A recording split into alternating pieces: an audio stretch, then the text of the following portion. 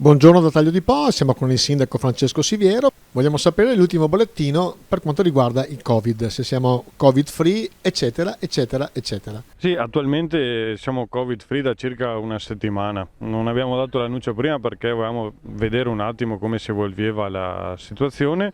I dati però sono abbastanza rincuoranti, nel senso che anche l'attività di screening che sta facendo ASL in questo periodo dà quasi sempre riscontri negativi, quindi siamo Covid free, quindi non abbiamo nuovi casi neanche in provincia, almeno dai dati che ci arrivano.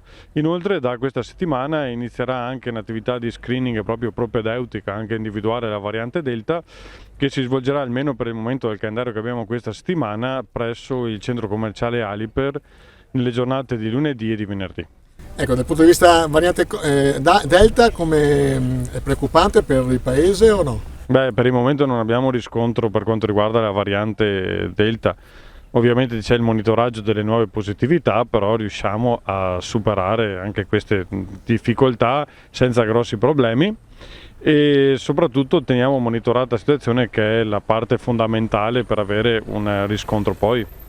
La situazione dei vaccini? Allora, il dato aggiornato della percentuale delle vaccinazioni non l'abbiamo ancora perché non ce l'hanno ancora fornito. Comunque l'attività di vaccinazione sappiamo che continua.